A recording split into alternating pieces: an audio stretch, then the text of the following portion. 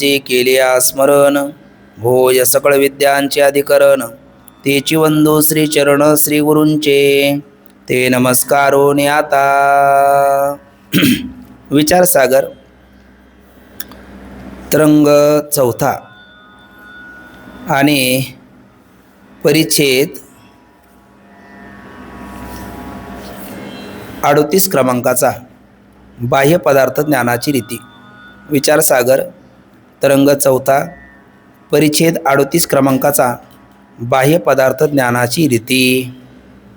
आता या चौथ्या तरंगामध्ये विषय असा चालू आहे का ज्ञान मी ब्रह्म असं ज्ञान होतं कोणाला. आपण जीवाचं लक्षण करत असताना एक कुटस्थ चैतन्य, दोन त्याच्या आश्रय असणारी बुद्धी आणि तीन बुद्धीमध्ये पडलेलं कुटस्थ चैतन्याचं प्रतिबिंब, या तिघाला मिळून आपण जीव म्हणतो. या तिघाला जीव म्हटल्याच्या नंतर या तिघापैकी मी ब्रह्म असं ज्ञान होतं कोणाला, तर बुद्धीला होतं असं म्हणता येणार नाही, कारण बुद्धी जड आहे. कुटस्थाला होता असं म्हणता येणार नाही, कुटस्थ असंग निर्विकार उदासीन आहे.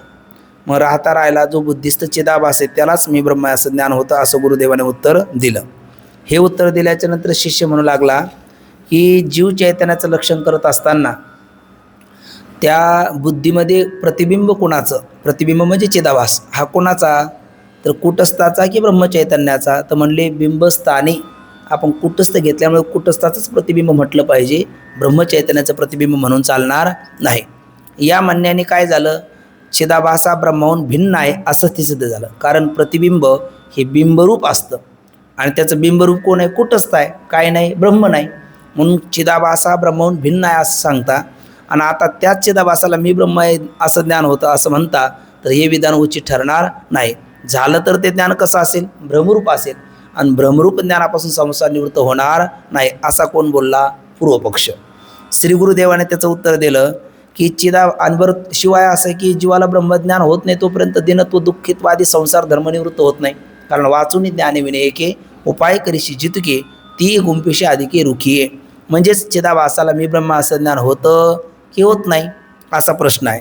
तर गुरुदेव आणि शिवाय तो बोलला का फार झालं तर चिदाभासाला काय ज्ञान होईल, माझं अधिष्ठान कुटस्थ चैतन्य ब्रह्मरूप आहे असं ज्ञान होईल, पण मीच ब्रह्मरूप आहे असं ज्ञान त्याला होणं संभवनीय नाही. तर गुरुदेव म्हटले चिदाभासालाच मी ब्रह्म असं ज्ञान होतं. हे कळण्याकरता तुला आभासाच्या 7 अवस्था कळायला पाहिजे. अज्ञान, आवरण, विक्षेप, परोक्ष ज्ञान, अपरोक्ष ज्ञान, शोकनाश आणि आनंदवाप्ती. त्यातली जी 5वी अवस्था आहे अपरोक्ष ज्ञान, म्हणजे आभासाला मी ब्रह्म असं ज्ञान होतं. तो म्हटला आभासाच्या 7 अवस्था तुम्ही सांगितल्या. पहिल्या 3 बंधरूप आहे, दुसऱ्या 2 बंधनिवृत्तीचं साधन आहे आणि तिसऱ्या 2 मोक्ष स्वरूप आहे. हे सगळं खरं आहे, पण प्रश्नच राहिला. माझा प्रश्न होता ब्रह्माहून पृथक म्हणजेच भिन्न असणाऱ्या चिदाभासाला मी ब्रह्म असं ज्ञान होईल कसं, त्या प्रश्नाचं उत्तर काय आपण दिलं नाही. तर गुरुदेवाने सांगितलं बाबा रे, तुझं म्हणणं काय, चिदाभासाला माझं अधिष्ठान कुटस्थ चैतन्य ब्रह्मरूप आहे असं ज्ञान होईल आणि ते यथार्थ असेल, पण मीच ब्रह्मरूप आहे असं ब्रह्माहून भिन्न असणाऱ्या चिदाभासाला असं ज्ञान होणार नाही. तर मग माझं अधिष्ठान कुटस्थ ब्रह्मरूप आहे अर्थात कुटस्थ चैतन्य ब्रह्मरूप आहे तुला मान्यच आहे, फक्त चिदाभास ब्रह्मरूप कसा, तर हे सांगण्याकरता गुरुदेवाने त्याला सांगितलं होतं का मेहून हा एक शब्द आहे, पण तो ज्ञान कोणाचं करून देतो, पती आणि पत्नी दोघाचं. तसं अहम म्हणजे मी ही वृत्ती एक आहे, पण तिचे ज्ञानामध्ये तिच्यामध्ये ज्ञान कोणाचं होतं, कुटस्थ आणि आभासाचं. तर त्यातला कुटस्थ ब्रह्मरूप हे तुला मान्य आहे, चिदाभास ब्रह्मरूप कसा याकरता 2 अधिकरणं सांगितलेत आणि बाद समानाधिकरणाच्या द्वारा चिदाभासाला मी ब्रह्म असं ज्ञान व्हायला काही हरकत नाही अशी गोष्ट सिद्ध केली. आणि मग त्याने पुन्हा प्रश्न केला, मी या वृत्तीमध्ये कुटस्थ आणि चिदाभासाचं जे ज्ञान होतं त्यामध्ये मुख्य 2 प्रश्न आणि त्यात पोट 2 प्रश्न असे एकंदर 4 प्रश्न त्याने उपस्थित केले. काल शेवटी आपण याचा विचार केला. तो करत असताना अहम या वृत्तीमध्ये कुटस्थ आणि चिदाभास या दोघाचं जे ज्ञान होतं ते क्रमाने होतं का युगपत होतं, हे 2 प्रश्न आहे. आणि जर क्रमाने होत असेल तर अगोदर कोणाचं आणि युगपत होत असेल तर 2 दीपाप्रमाणे होतं की काय, असे किती प्रश्न विचारले त्यांनी, 4 प्रश्न विचारले.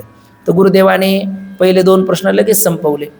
त्या अहम या वृत्तीमध्ये कुटस्थ आणि चिदाभास ज्ञान ते क्रमाने होत नाही, म्हणजे अगोदर कोणाचं होतं हा प्रश्न राहिला नाही, 2 प्रश्न संपले.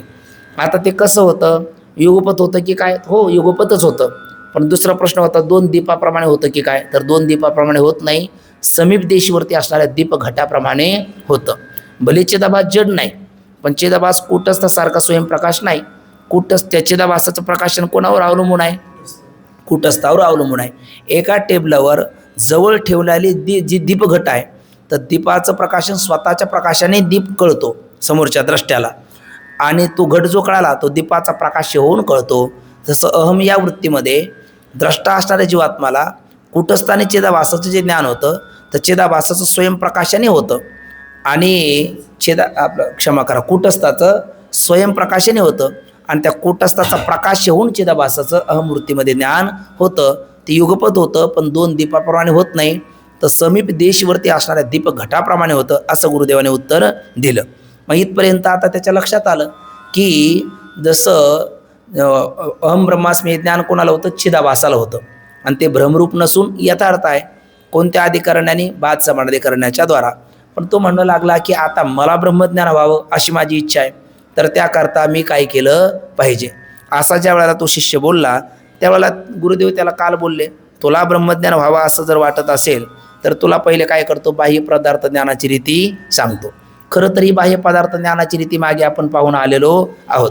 मागे बाह्य पदार्थ ज्ञानाची रीती मला वाटतं साधारण त्या दृष्टांत म्हणून, मागे बाह्य पदार्थ ज्ञानाची रीती दृष्टांत म्हणून 9व्या परिच्छेदामध्ये आपण मागे पाहिलेली आहे. आणि मग 9व्या परिच्छेदामध्ये जो मागे विषय पाहिला तोच आता या 38 क्रमांकाच्या परिच्छेदामध्ये थोडक्यात तो विषय आपल्यासमोर सांगतात. आपल्याला असं वाटतं, आता कल्पना करा, हा बाहेर कोण आहे, हा घट आहे. बाहेर हा जर घट आहे तर या घटाला आपल्याला वाटतं पाहिलं की ज्ञान झालं, पण पाहिलं की ज्ञान होत नाही, तिथे काहीतरी प्रक्रिया घडते. काय प्रक्रिया घडते, आता ती अत्यंत अल्प वेळात, अत्यंत कमी वेळात घडते, म्हणून आपल्याला ते लक्षात येत नाही. पण म्हणून तर अज्ञात ज्ञापकत्वम शास्त्रशे शास्त्रत्वम, अज्ञाताचं जे ज्ञान करून देते त्याला शास्त्र असं म्हणतात, किंवा हित संशनात शास्त्र इति उच्यते, हिताचा उपदेश करतं त्याला शास्त्र म्हणतात. आणि शास्त्राने सांगितलं की या बाह्य पदार्थावर किती आवरण असतात, 2 आवरण असतात, 1 अंधकाराचं आणि 2 अज्ञानाचं. अंधकाराचं आवरण कोण घालवतो, प्रकाश घालवतो, आणि अज्ञानाचं आवरण वृत्ती घालवते. बरं, अंधकाराचं आवरण का मानावं, कारण निबिड अंधकारामध्ये एखादी वस्तू असली तरी दिसत नाही, म्हणजे अंधकाराचं आवरण मानलं पाहिजे. आणि अज्ञानाचं आवरण का मानावं, वृत्ती जर बुद्धिबळाच्या खेळात निमग्न असेल तर समोर पुत्रमित्राशी संबंध होऊन सुद्धा त्यांचं ज्ञान होत नाही, म्हणजे एक अज्ञानाचं आवरण मानावं लागतं. आणि मग अज्ञानाचं आणि अंधकाराचं हे 2 आवरण कोणाच ठिकाणी आहे, त्या पदार्थाच ठिकाणी. अज्ञानाचं आवरण घालवतो प्रकाश, अज्ञानाचं आवरण घालवते वृत्ती, आणि अनावृत्त झालेल्या त्या पदार्थाचा हा घट आहे असं पहिलं ज्ञान होतं. आणि मग घट ज्ञानवान अहम असं नंतर ज्ञान होतं. मग हा घट आहे याला म्हटलं होतं आपण व्यवसाय ज्ञान, आणि घट ज्ञानवान अहम हे झालं अनुव्यवसाय ज्ञान. तर मग हे होत असताना आता इथे काय म्हणतात, हा जो घट आहे, जसं वृत्ती कशी असते, जसं पाण्याला कुठलाही आकार नसतो, पाणी ज्या पात्रात टाकलं त्या पात्राचा आकार त्या पाण्याला प्राप्त होतो. पाणी ग्लासमध्ये टाकलं ग्लासचा आकार, तांब्यामध्ये टाकलं तांब्याचा आकार, एखाद्या घड्यामध्ये टाकलं घड्याचा आकार, एखाद्या नदीत असेल नदीचा आकार. जसं ज्याच्यात पाणी असेल, पाणी तेरा रंग कैसा जिसमें मुलाय वैसा अशी एक म्हण आहे, तसं पाण्याचा आकारसुद्धा कसा ज्या पात्रात टाकेल तसा. तसं वृत्तीला कुठलाही आकार नसतो. मग वृत्ती कशी असते, वृत्ती ज्या पदार्थाला जाण्याला गेली तदाकार ती प्राप्त होते. वृत्ती जर घटाला जाण्याला गेली घटाकार होईल, पटाला जाण्याला गेली पटाकार होईल. कशा पद्धतीने, मुसीत ओतलेल्या रसाप्रमाणे. मूस म्हणजे साचा. एखादा आपल्याकडे टाळ बनवतात, किंवा नवरात्रीच्या काळामध्ये देवीच्या, त्या गणपतीच्या काळामध्ये भगवान गणेशाच्या, हे काय करतात, मूर्त्या बनवतात. त्या मूर्त्या बनवणाऱ्या त्या कुलालाकडे काय असतं, त्याचा साचा असतो. मग ते शाडूच्या मूर्ती बनवतात, मातीच्या मूर्ती बनवतात, काही एखाद्या धातूच्या मूर्ती बनवतात. मग त्याचं काय करतात, पहिला रस तयार करतात आणि त्या साच्यामध्ये तो ओततात, आणि मग थंड झाल्याच्या नंतर तो साच्या बाजून काढून घेतला का त्याला आकार प्राप्त होतो. तसं साच्यामध्ये एखादा रस ओतला, मुश मग त्याला म्हणतात, तर त्याचा आकार त्या रसाला प्राप्त होतो. तसं वृत्ती ज्या पदार्थाला जाण्याला गेली तदाकार ती होते. आणि वृत्ती कोणाचं कार्य आहे, अपंचीकृत पंचमहाभूताच्या मिलित सत्वंशाचं कार्य आहे, म्हणून ती स्वच्छ आहे. आणि मग जिथे जिथे वृत्ती आहे तिथे ती वृत्तीमध्ये आभाससुद्धा आहे. मग घटाला जाण्याला वृत्ती गेली का ती वृत्ती घटाकार झाली का त्या वृत्तीतला आभाससुद्धा त्या घटाच्या आकाराचा होतो. वृत्ती काय करते, अज्ञानाचा भंग करते. आणि वृत्तीतला असणारा जो चिदाभास आहे त्याने घटाच्या आकाराला प्राप्त होणं म्हणजेच त्या घटाचं ज्ञान करून देणं. पण त्याकरता हे दोन आवरण जावे लागतात. मग इथे शिष्य काय शंका घेतो, हा घट कसा जड, ज्याला स्वतःचं ज्ञान नाही, आणण्याचं ज्ञान नाही. मग घट जर जड आहे तर घटाच्या ठिकाणी असणारं अज्ञानाचं आवरण सुद्धा काय आहे, जड आहे. आणि मग जड जड जड जड जडाला अधिष्ठान होत नाही असं तुम्ही मागे सांगितलं. आम्ही म्हटलो अंतकरण आणि सर्प, आपल्या त्या सर्पाला अधिष्ठान रज्जू, सर्पज्ञानाला अधिष्ठान अंतकरण. तुम्ही म्हटले नाही, तत्तुपहित चैतन्य, का जड जडाला अधिष्ठान होत नाही. मग जड असणारा घट आणि घटा जड आणि त्या ठिकाणी अज्ञान तत्कृत आवरण, आता कसं म्हणता, असं कोण बोलू लागला, शिष्य. असं शिष्य बोलतो आणि मग गुरुदेव त्याचं उत्तर देतात. आता हे आपण थोड्याशा पंक्ती आणि थोडासा आशय विषय असं थोडंसं पाहत चालू, म्हणजे विषयही आपल्या पटकन लक्षात येईल आणि थोडासा कमी वेळात अधिक विषय आपला होईल. तर बघा, तरंग आहे 4, परिच्छेद आहे 38 क्रमांकाचा आणि बाह्य पदार्थ ज्ञानाची रीती यामध्ये सांगतात. तत्पूर्वी पुन्हा एकदा आपण काल पाहिलेल्या जरी असल्या तरी मागच्या 2 पंक्ती पुन्हा एकदा पहा, ज्याच्यामध्ये शिष्य काय बोलतो आणि गुरुदेव काय बोलतात. शिष्य बोलला होता, आभासास मी ब्रह्म आहे हे ज्ञान होते. कोणत्या अधिकरणाने, बाद समानाधिकरण्याच्या द्वारा. हे मला आता समजले, पण मला ब्रह्मज्ञान व्हावे अशी माझी काय आहे, इच्छा आहे. ते मला ब्रह्मज्ञान कसे होईल त्याची रीती आपण सांगा. गुरुदेव बोलले, तुला ब्रह्मज्ञान होण्याची रीती सांगण्यापूर्वी बाह्य घटाधिकाचे ज्ञान कसे होते याची रीती तुला आरंभी सांगतो. म्हणजे जी बाह्य पदार्थ ज्ञानाची रीती ती तुला कळाली म्हणजे पुढचा विषय तुझ्या लक्षात येईल. आता गुरुदेव काय बोलतात बघा. अंतकरणाची, आपला अंतकरण वृत्ती नेत्र आदी इंद्रियाद्वारा. आता नेत्र आदी असं का म्हणायचं, कारण 5 ज्ञानेंद्रिय आपल्याकडे. ज्या वेळेला आपल्याला रूपाचं ज्ञान करून घ्यायचं त्यावेळेला अंतकरण वृत्ती चक्षुर इंद्रियाद्वारा बाहेर जाते, आहे ना. सुरेख आणि भ्यासूर अशा 2 रूपाचं ज्ञान करून घ्यायचं. हाडळीचं रूप कसं आहे, भ्यासूर आहे. लक्ष्मीचं रूप सुरेख आहे. या दोन्ही रूपाचं ज्ञान करून घ्यायचं म्हटलं तर वृत्ती कोणत्या इंद्रियाद्वारा बाहेर जाईल, नेत्रेंद्रियाद्वारा. आणि मधुर आणि कटू, आहे ना, असे जर ध्वनिरूप किंवा वर्णरूप या शब्दाचं ज्ञान करून घ्यायचं असेल तर वृत्ती जाईल श्रोत्र इंद्रियाद्वारा. सुरभी असुरभी अशा गंधाचं ज्ञान करून घ्यायचं असेल तर घ्राण इंद्रियाच्या द्वारा. आणि कडूगोड खारट तुरट तिखट आंबट अशा षडरसाचं ज्ञान करून घ्यायचं असेल रसन इंद्रियाच्या द्वारा. आणि मृदू कठीण स्पर्शाचं ज्ञान करून घ्यायचं असेल तर त्वगी इंद्रियाच्या द्वारा. म्हणून तिथं आदी शब्द वापरला, आहे ना, नेत्र आदी इंद्रियाच्या द्वारा वृत्ती काय होते, बाहेर निघून काय करते, घटापर्यंत जाते. सध्याला घटाच्या रूपाचं ज्ञान करून घ्यायचं असल्यामुळे नेत्रेंद्रियाद्वारा वृत्ती कुठे जाईल, घटापर्यंत जाईल. ते घटाच्या ठिकाणी असा शब्द झाला तर मग श्रोत्र इंद्रियाद्वारा जाईल. घटाचा जर गंध घ्यायचा असेल तर घ्राण इंद्रियाद्वारा जाईल, कारण घटामध्ये जर दही वगैरे असेल कसं आहे, ते नासलं का चांगलं आहे हे पाहण्याकरता घ्राण इंद्रियाद्वारा जाईल. आणि घटाचा जर हा मृदू आहे का चांगला कणखर भाजलेला आहे पाहायचा असेल तर तो इंद्रियाद्वारा जाईल. म्हणजे ज्या शब्दस्पर्श रूपरसगंध पंचविषयाचं ज्ञान आपल्याला ज्ञानेंद्रियाद्वारा होतं, म्हणजे वृत्तीच ज्ञान करून देते, पण त्या इंद्रियाद्वारा बाहेर जाऊन ते ज्ञान करून देते. म्हणून म्हणतात अंतकरण वृत्ती नेत्रादी इंद्रियाद्वारा बाहेर निघून घटापर्यंत जाते. आता घटापर्यंत गेल्याच्या नंतर काय होतं प्रकार ते दृष्टांत देऊन सांगतात. मुशीमध्ये ओतलेल्या सोन्याचा रस जसा मुशीच्या आकाराप्रमाणे होतो, म्हणजे सोन्याचा असेल, पितळाचा असेल, ज्या धातूचा असेल त्या धातूचं जर आपल्याला ते काय एखादा मूर्ती म्हणा किंवा एखादा टाळ वगैरे काही निर्माण करायचा असेल तर तो रस ज्या साच्यामध्ये ओतला त्या आकाराला तो प्राप्त होतो. हा झाला दृष्टांत. त्याप्रमाणे वृत्ती घटाकार होते. मग वृत्तीसुद्धा घटाला जाणायला गेल्यामुळे घटाच्या आकाराची, पटाला जाणायला गेली की पटाच्या आकाराची. वृत्तीला कुठलाही आकार नाही. ज्या पदार्थाला जाणायला गेली त्या पदार्थाचा जो आकार असेल त्या आकाराला वृत्ती प्राप्त होते. अंतकरणाची कोणती वृत्ती आभासासहितच असते, कारण अंतकरण कोणाचं काय, अंत म्हणजे आतकरण म्हणजे ज्ञानाचं साधन. देहाच्या आत असणारं ज्ञानाचं साधन जे अंतकरण आहे ते अपंचीकृत पंचमहाभूताच्या मिलित सत्वांशापासून बनलेलं आहे. म्हणजे ते स्वच्छ आहे. जसा आरसा कुठेही ठेवला आणि तो कशाच्याही समोर ठेवला का ज्याच्या समोर ठेवला त्याचं प्रतिबिंब त्याच्यात पडणार, कारण आरसा स्वच्छ आहे. तसं वृत्ती स्वच्छ असल्यामुळे ती ज्याही पदार्थाला जाण्याला बाहेर गेली तर वृत्तीमध्ये चैतन्याचा आभास असणारच, म्हणजे साभास वृत्तीच बाहेर जाते. मग वृत्ती एकटी जात नाही, आभासासहित जाते. म्हणजे ती जी वृत्ती आहे ती तिथे आभास आहे. आणि वृत्ती ज्या पदार्थाला जाण्याला गेली तदाकार होते तर वृत्तीतला असणारा आभास सुद्धा त्या आकाराचा होतो. ठीक ना. मग ते सांगतात वृत्ती घटाकार होते. अंतकरणाची कोणती वृत्ती आभासासहित असते, कारण अंतकरण कसं आहे, स्वच्छ आहे, म्हणून त्याची वृत्ती सुद्धा स्वच्छ आहे. कारण गुणाकार्याने वर्तन ते अंतकरण स्वच्छ असल्यामुळे त्याची वृत्ती देखील स्वच्छ आहे. शुद्ध बीजा पोटीन फळे रसाळ गोमटी तुकोबराने म्हणावं त्याप्रमाणे. याकरता तिच्यात सुद्धा आभास असतोच असतो, म्हणजे वृत्तीत सुद्धा आभास आहेच. आता घटादी विषय अविद्येच्या तमोगुणाचे कार्य आहे आणि म्हणून ते स्वरूपाने कसे आहेत, जड आहे. हा घटपटादी जे पदार्थ आहे ते अविद्येचा तमोगुणाचं कार्य असल्यामुळे तमोगुणच जड आहे, म्हणून ते घटपटादी पदार्थ देखील जड आहे. पण अंतःकरण वृत्ती सुद्धा पंचमहाभूताचंच कार्य आहे, पण अपंचीकृत पंचमहाभूताचं म्हणजे सत्वांशच कार्य आहे. तो स्वच्छ असल्यामुळे त्याच्यामध्ये छेदाभास आहे, घटपटादी पदार्थामध्ये छेदाभास नाही, म्हणून त्याला जड म्हणतात. आणि अंतःकरण वृत्तीला छेदाभास ग्रहण करतात, म्हणूनच तिला चेतन असं म्हणतात. बघा, घटादी विषय अविद्येच्या तमोगुणाचे कार्य आहे म्हणून स्वरूपाने जड आहे. त्या घटाधिकाचे ठिकाणी अज्ञान आणि त्याचे आवरण आहे.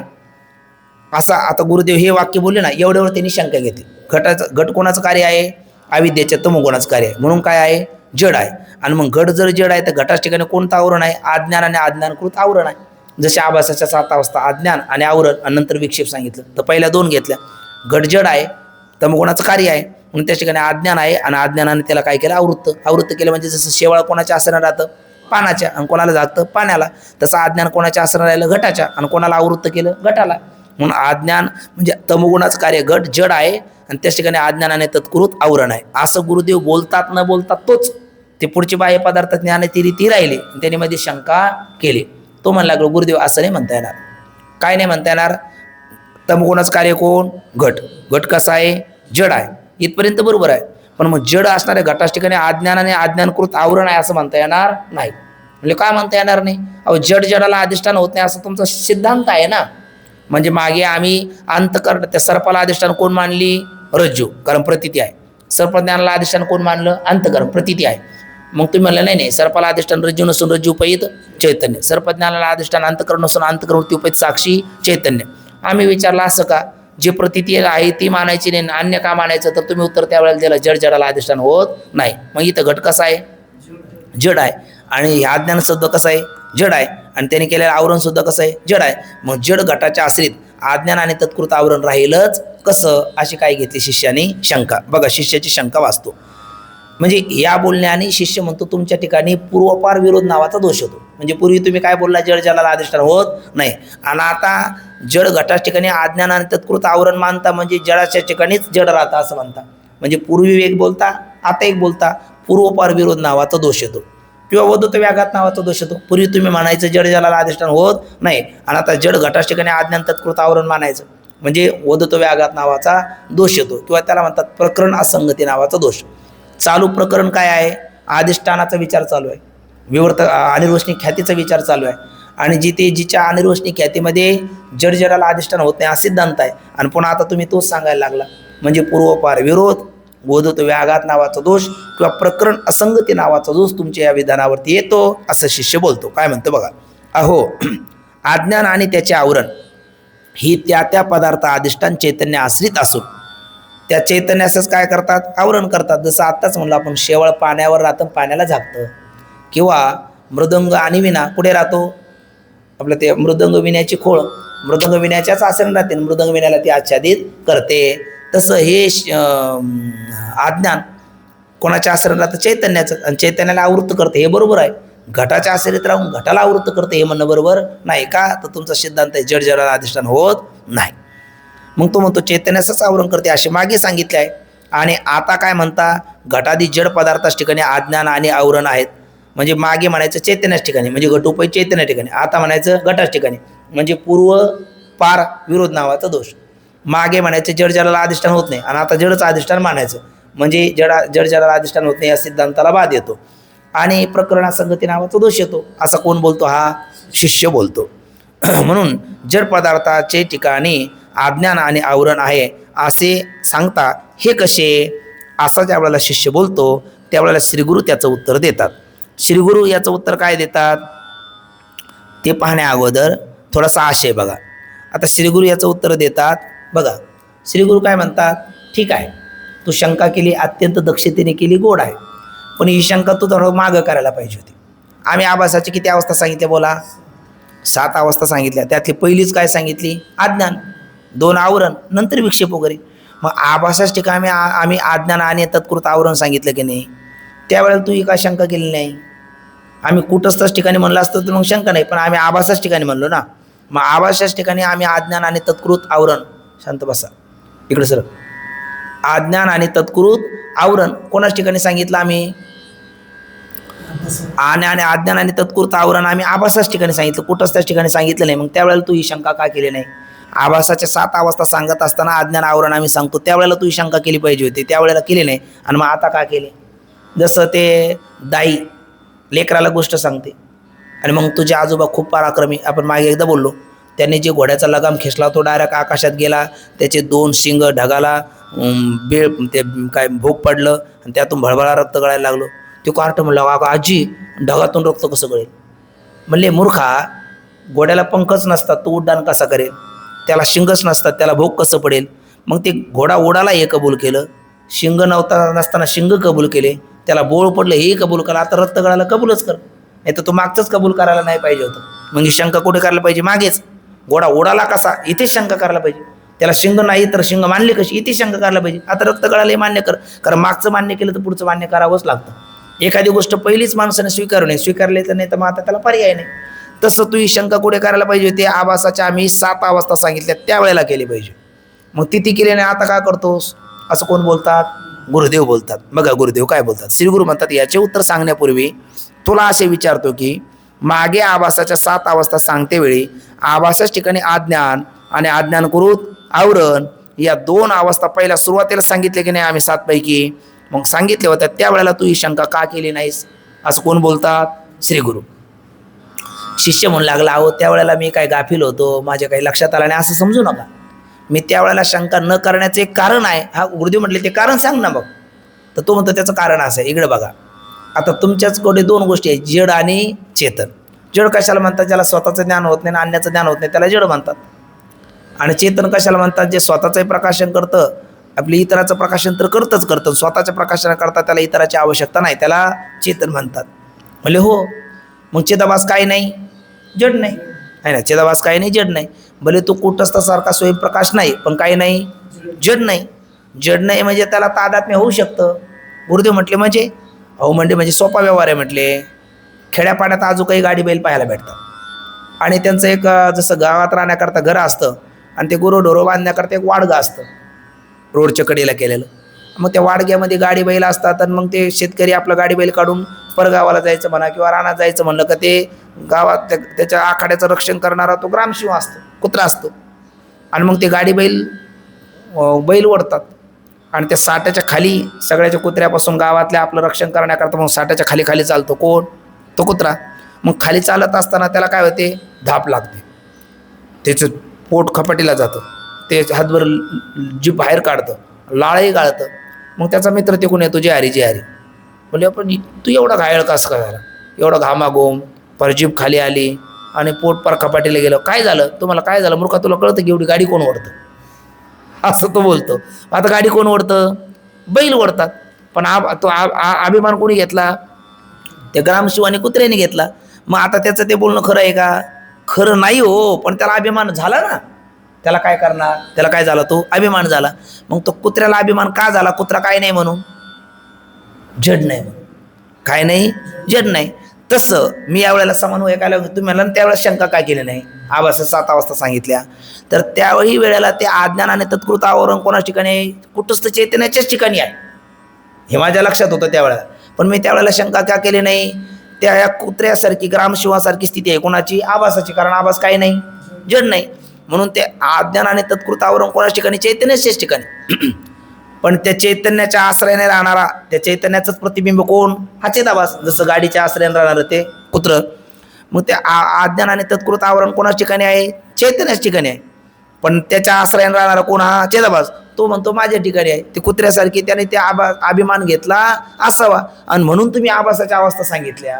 असं समन्वय मी त्यावेळेला लावला, म्हणून मी त्यावेळेला शंका केली नाही. आणि त्याला विचारलं आता का करण्याचं कारण? आता घट कसा नाही? त्या चिदाभासासारखा नाही ना. चिदाभास काय नाही, जड नाही. पण घट काय आहे? जड आहे. म्हणून त्या घटोपय चैतन्या ठिकाणी असणाऱ्या अज्ञान आणि तत्कृत आवरणाचा अभिमान कोण घेऊ शकत नाही? घट घेऊ शकत नाही. बैलगाडी ओढतात त्याचा अभिमान कोण घेऊ शकतो? कुत्रा घेऊ शकतो. तसं कुटस्थ चैतन्या ठिकाणी असणारं अज्ञान आणि तत्कृत आवरण याचा अभिमान कोण करू शकतो? चिदाभास करू शकतो. म्हणून मी त्यावेळेला शंका केली नाही. पण आता घट जड असल्यामुळे त्याला हा अभिमान होऊ शकत नाही आणि जड जडाला अधिष्ठान होत नाही, हा तुमचा सिद्धांत आहे. म्हणून मी आता शंका केली. माझं काय चुकलं? म्हणजे त्यांनी सुद्धा चांगला विचार केलेला आहे असं शिष्य बोलतो. बघा शिष्याचं बोलणं वाचतो. म्हणजे थोडक्यात त्या ग्रामसिंहवत आज गाडी बैल कोण ओढतात? बैलच ओढतात. पण त्या ग्रामसिंहाला काय झाला? अभिमान झाला. तसं अज्ञान तत्कृत आवरण कोणाच ठिकाणी आहे? चैतन्याच्याच ठिकाणी. पण अभिमान कोणाला झाला? चिदाभासाला झाला. आणि म्हणून चिदाभासाच तुम्ही 7 अवस्था सांगितल्या, त्यात अज्ञानी सांगितलं. असा समन्वय मी त्यावेळेला लावून घेतला असं तो बोलतो. बघा शिष्य, त्यावेळेला मला असे वाटले की कुटस्थ आश्रित असलेले अज्ञान आणि आवरण याचा अभिमान आभास आपल्या ठिकाणी धरतो. कशाप्रमाणे? ती ग्रामसिंहाप्रमाणे. वास्तविक अज्ञान आणि आवरण कोणाच ठिकाणी आहे? आलं का? कुटस्थ चैतन्याच्याच आश्रित आहे. पण कुटस्थ चैतन्याचा हा काय? आभास आहे. खरं वास्तविक गाडी बैलच ओढतात, पण गाडी खाली चालणार हा तो ग्रामशिव आहे. म्हणून त्याने तादात्म्य घेतलं.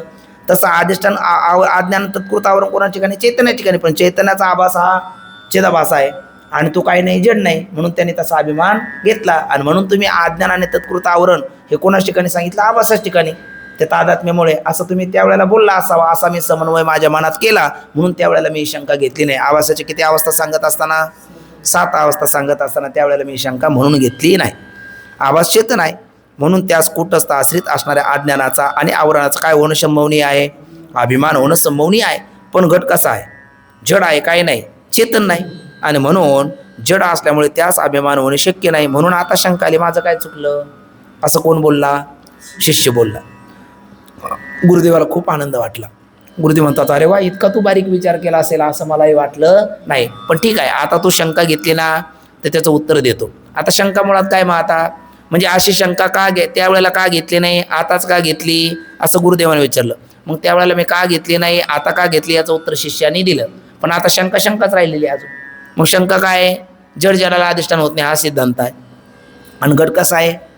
जड आहे. मग त्याच ठिकाणी अज्ञान आणि तत्कृत आवरण राहणार नाही, अशी काय शंका. मग तुम्ही घटाच ठिकाणी म्हणता कसे? आणि म्हटला तर मग पूर्वपार विरोध, प्रकरणासंगती नावाचा दोष किंवा वदतो व्याघात नावाचा दोष तुमच्या या विधानावरती येतो, असा शिष्य बोलला. तर गुरुदेव म्हणतात, आम्ही जे बोललो ना ते सुद्धा असंगत आहे असं नाही, ते सुद्धा बरोबर आहे. आणि तू बोलतो तेही बरोबर आहे. म्हणजे तुझं खरं आणि आमचं बरं, म्हणजे तुझं चूक नाही आणि आमचं बरोबर आहे, असं गुरुदेव आता बोलतात. पाटलाला जसं देव बोललेत आहे ना, वारकरी सांगतात त्यांचं 100% बरोबर आहे आणि आपण सांगतो ते मात्र चुकीचं नाही. मग भिन्न दृष्टीने पाहिलं तर दोन्ही बरोबर आहे. कारण वारकऱ्यांनी जे खाल्ले तेच आम्हाला प्राप्त झाले म्हणून आमचं बरोबर आहे. आणि वारकरी सांगतात देवाच्या चरणावर ठेवले, तर त्या दृष्टीने पाहिलं तर वारकऱ्याचंही बरोबर आहे. तशा पद्धतीचे इथं भाव आहे. कसा भाव सांगतात बघा, थोडासा भाव ऐकू आपण, पाहू आणि मग त्याचं उत्तर पाहू. आता खरं पाहिलं तर इथून तिथून पाणी कोणाचं आहे? समुद्राचंच आहे. पाणी इथून तिथून कोणाचं आहे? समुद्राचंच आहे. पण एखाद्याने समुद्र पाहिलाच नसेल, शेतळच पाहिला असेल तर तो शेतळ्याचं पाणी म्हणणार की नाही? एखाद्याने विहीरच पाहिली असेल तर विहीरचं पाणी म्हणणार की नाही? एखाद्याने नळच पाहिला असेल, लेकरू कधी घराच्या बाहेरच गेले नाही तर तो कोणाचं पाणी म्हणणार? नळाचं पाणी म्हणणार. मग त्याचं काय चुकलं? कारण त्याने बिचाराने अगोदर पाहिलंच नाही. मग तसं या ठिकाणी इथून तिथून अज्ञान कोणाच्या आश्रित राहतं? चैतन्याच्याच आश्रित राहतं. कोणाच्या आश्रित राहत नाही? जडाच्या आश्रित राहतच नाही. जसं सोन्याचा अलंकार का अलंकाराचं सोनं? सोन्याचा अलंकार, अलंकाराचं सोनं नाही. मग अलंकाराचं सोनं नाही का? आहे, पण अलंकाराचं सोनं म्हणता येत नाही. सोन्याचा अलंकार, अलंकाराचं सोनं नाही. सागराचा तरंग का तरंगाचा सागर? सागराचा तरंग, तरंगाचा सागर म्हणता येत नाही. मग तरंगात पाणी नाही का? सागरात पाणी नाही का? मग दोन्हीत पाणी आहे, मग तरंगाचा सागर म्हणा, नाही म्हणता येणार.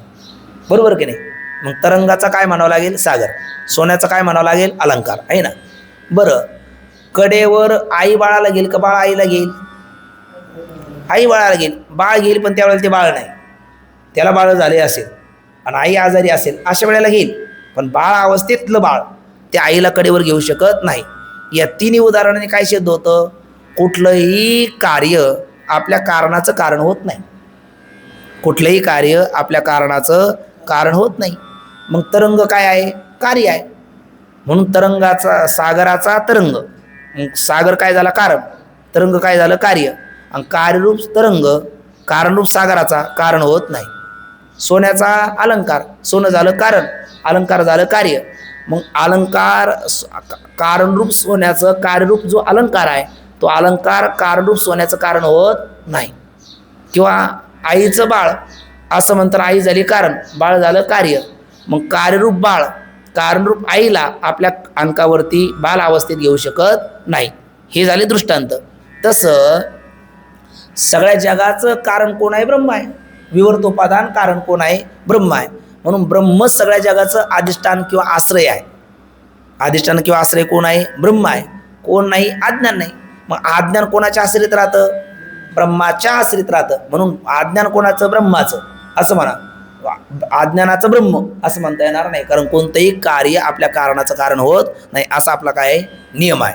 पण असा नियम झाल्याच्या नंतर मग पुढचं आहे, पण त्याला काय म्हणतात? स्वभाव दुरतिक्रम. आता जडाला अधिष्ठान होत नाही हा सिद्धांत आहे. आता आपण 3-4 आहोत, कल्पना करा, आणि आपलं काहीतरी गुप्त विचारविनिमय चालू आहे, म्हणजे रणनीती आखणं चालू आहे.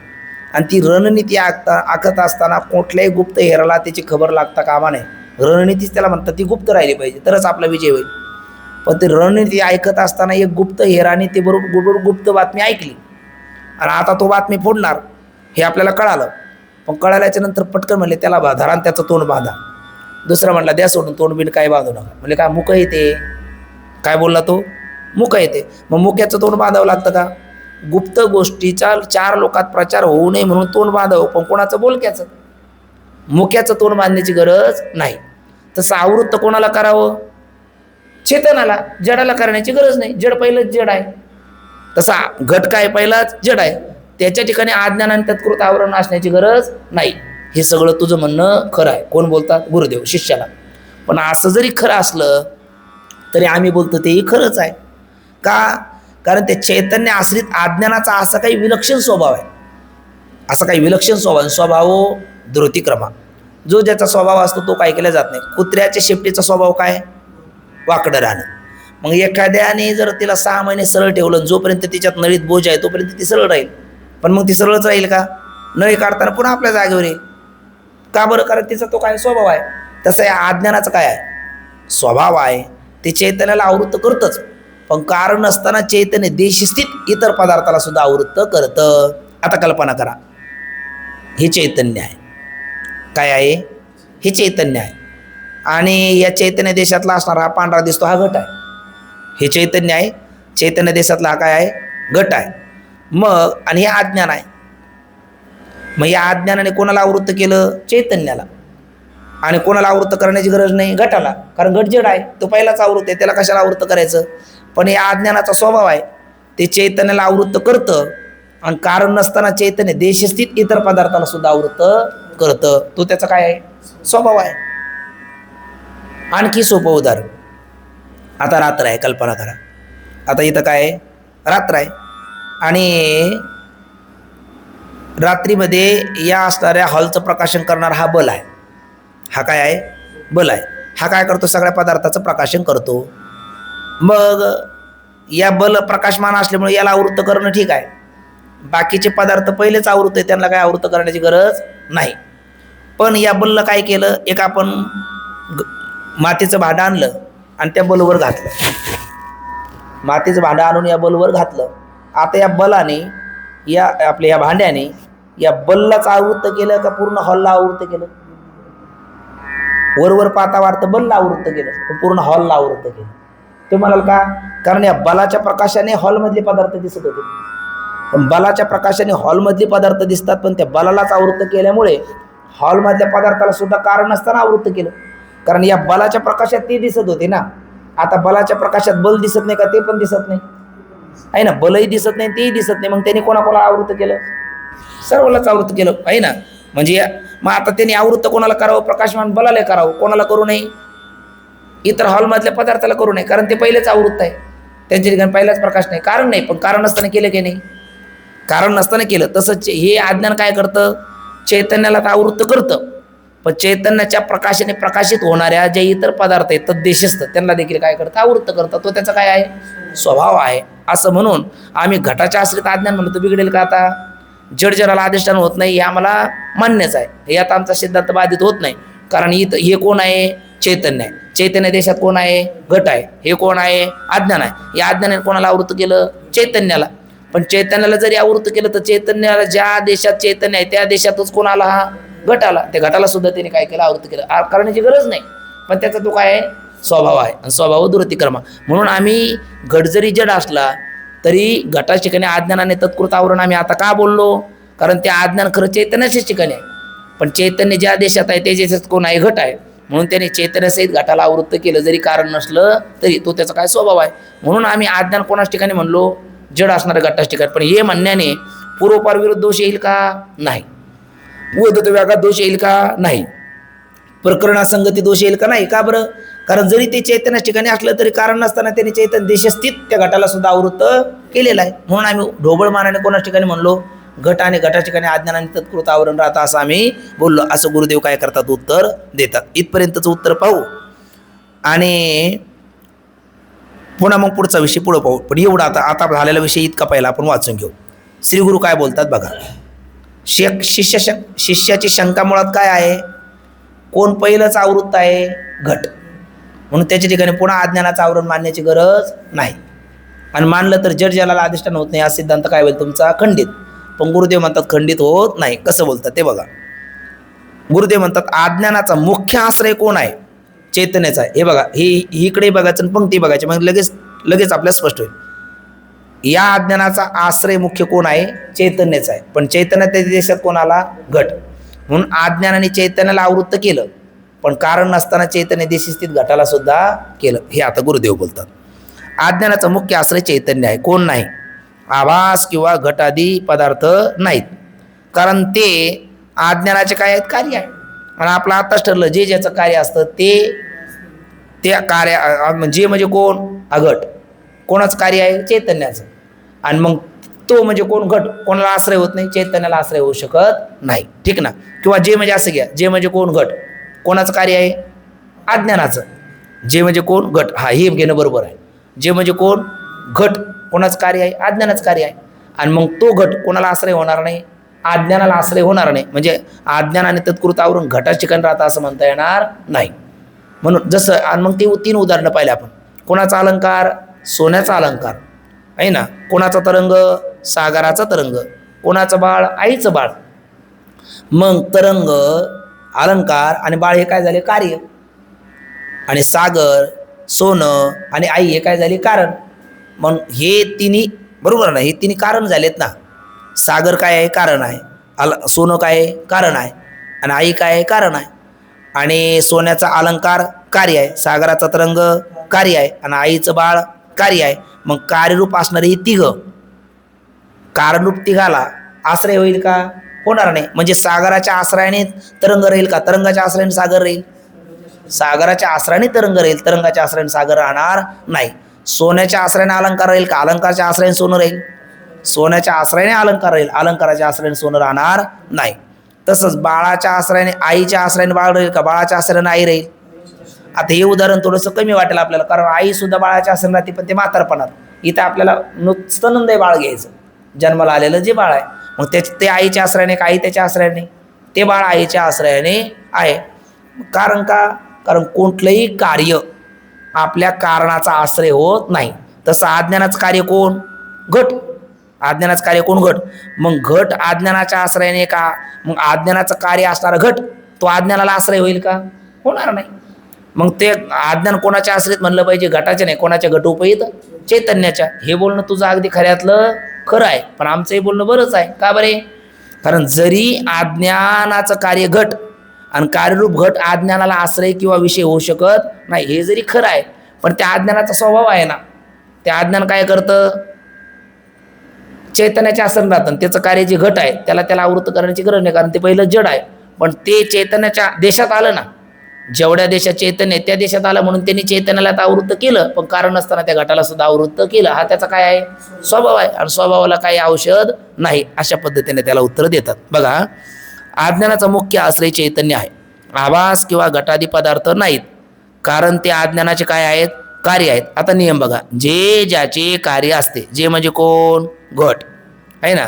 ज्याचं म्हणजे कोणाचं, त्या अज्ञानाचं आहे ना. किंवा अगदी उदाहरणात बोलायचं झालं तर घट कोणाचं कार्य, मृत्तिकेचं. मग ज्या मृत्तिकेपासून जो घट बनला तो घट त्या मृत्तिकेचं कारण होणार नाही.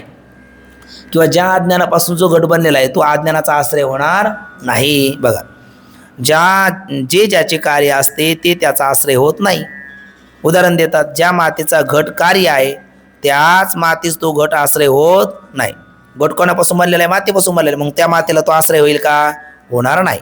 म्हणून अज्ञानाचा आश्रय आणि विषय हे दोन्ही कोण आहे? चैतन्यच आहे. इथपर्यंत झालं. आधी इथपर्यंत त्याला बोलायला पटेल असं बोलले, पण आम्ही जे घटाच्या आश्रित अज्ञान आणि तत्कृत आवरण म्हटलं, हे बोलणं आमचं चुकीचं कसं नाही ते आता इथून पुढे सांगतात. पण म्हणतात चैतन्याचे सच्चिदानंद रूपाने ज्ञान होऊ न देणे हेच अज्ञानाचे चैतन्याच्या ठिकाणी आवरण. हे आपण अभ्यासात 7 अवस्थानं पाहताना पाहिलं. अज्ञान म्हणजे काय? न कळणं. म्हणजे चैतन्य सच्चिदानंद रूप आहे, त्या रूपाने त्याचं ज्ञान न होऊ देणं हे अज्ञानानं चैतन्याला आवृत्त करणं. आता ते आवरण घटादी जड वस्तूच्या ठिकाणी असण्याचे काही नाही, जरूर नाही. का बरं? कारण जड वस्तू स्वभावतच काय आहे? आवृत्त आहे. आवृत्त आहे म्हणजे ज्ञान शून्य आहे. ते आपण आता मुख्याचं बोललो. उदाहरण देतात, ज्याप्रमाणे एखादी गुप्त गोष्ट कोणी बोलेल म्हणून त्याचे तोंड बांधणे काय आहे? योग्य आहे. पण मुख्याचे तोंड बांधण्याची काही नाही, जरुरी नाही. का बरे? कारण तो पहिलाच मुख आहे, तो काय बोलेल. तसं हे घटाला आवृत्त करण्याची गरज नाही, कारण घट पहिलाच जड आहे, त्याला कशाला पुन्हा अज्ञानाचं आवरण. असं तू बोलतो ते अगदी बऱ्यातलं बरं आहे. म्हणून तर आमचा सिद्धांत जड जगाला अधिष्ठान होत नाही. पण त्याप्रमाणे घटाच्या ठिकाणी अज्ञान आणि त्याचे आवरण असण्याची जरुरी नाही, हे अगदी खरे. हे सर्व खरे म्हणलं तरी पण आमचं बोललं ते बरोबर कसं आहे ते सांगतात. परंतु चैतन्याच्या आश्रित, हे बघा आपण हे काय म्हटलो? चैतन्याच्या आश्रित असणारा घट. मग अज्ञान कोणाच्या ठिकाणी? चैतन्याच्या ठिकाणी. पण कारण नसताना त्यांनी घटाला आवृत्त केलं, कारण चैतन्याच्या देशात घट आलेला आहे. कारण ज्या देशामध्ये चैतन्य आहे, म्हणजे चैतन्य तर सर्वत्रच आहे, पण ज्या ठिकाणी अज्ञान आहे आणि त्या अज्ञानाने ज्या चैतन्याला आवृत्त केलं त्या चैतन्याच्या ठिकाणी कोण आला? हा घट. म्हणून त्यांनी कारण नसताना घटाला आवृत्त केलं, ते आता बोलतात. परंतु चैतन्य आश्रित असणाऱ्या अज्ञानाचा असा काही विलक्षण स्वभाव आहे की ते अज्ञान चैतन्यास आवरण करून आवश्यकता नसतानाही चैतन्याच्या ठिकाणी असणाऱ्या आणि स्वरूपातः जड कोण? हा घट आहे ना. घटपटादी पदार्थ स्वरूपातः जड असणाऱ्या पदार्थाला सुद्धा काय करते? ते आवरण करते. उदाहरण देतात, आपण जे आता हे बघा, हे बघून आपण बोललो होतो, हे दिवा आहे. या दिव्याला काय केलं? दिव्याला आवृत्त केलं. मग दिव्याला आवृत्त केल्याच्या नंतर कारण नसताना दिव्याने प्रकाशित होणाऱ्या इतर पदार्थाला सुद्धा काय केलं? तर आवरण घातलं जातं. तसं चैतन्याला आवृत्त केलं का चैतन्य देशस्थिती इतर जड पदार्थाला सुद्धा आवरण घातलं जातं, ते आता बोलतात. दीपप्रकाशावर आवरण घातले असता त्या दीपप्रकाशाने भासणाऱ्या दुसऱ्या अप्रकाशित ज्या वस्तू आहे, निरपेक्ष आहे, त्यांना काही आवरण करण्याची गरज नाही. पण त्यांच्यावर सुद्धा निरपेक्ष म्हणजे अपेक्षा न करताना त्यांना सुद्धा आवरण पडते. हा आपला प्रत्यक्ष काय आहे? अनुभव आहे. हे जरा उदाहरण. अगदी त्याप्रमाणे चैतन्य आश्रित कोण? अज्ञान. आणि चैतन्यास आवरण करून चैतन्य आश्रित असणारं अज्ञान ते चैतन्याला काय करतं? आवृत्त करतं. चैतन्याचा आश्रित राहून त्याला आवृत्त करतं, म्हणजे जसं पाण्यावर शेवाळ राहून पाण्याला आवृत्त करतं. किंवा मृदंग विण्याची जे गवसणे ते मृदंग विण्याच्या आश्रयाने राहून त्याला आवृत्त करते. तशा पद्धतीने अज्ञान कोणाच्या आश्रित राहून कोणाला आवृत्त करतं? चैतन्याच्या आश्रित राहून चैतन्यालाच आवृत्त करतं. म्हणून म्हणतात त्याप्रमाणे चैतन्य आश्रित अज्ञान चैतन्यास आवरण करून त्या चैतन्या आश्रित असणाऱ्या ज्या घटादी जड वस्तू आहे त्यांना देखील आवृत करते. करण्याची गरज नाही, पण ते करते. काय? त्याचा तो स्वभाव आहे. आणि म्हणून घटाश्रित, आणि म्हणून आम्ही म्हटलो घटाश्रित अज्ञान आणि तत्कृत आवरण आहे असं आम्ही सांगितले. याच्यात आमचं काय चुकलं? मग जड जडाला अधिष्ठान होत नाही हा सिद्धांत आमचा बाधित झाला का? नाही. का? खरं ते अज्ञान कोणाच्या आश्रित आहे? चैतन्याच्यात आहे. पण चैतन्याच्या आश्रित असताना तिथेच कोण आहे? हा घट आहे. मग कारण नसताना त्यांनी त्याला सुद्धा काय केलं? आवृत्त केलं. किंवा हे आवरण कोणाला केलं? दिव्याला.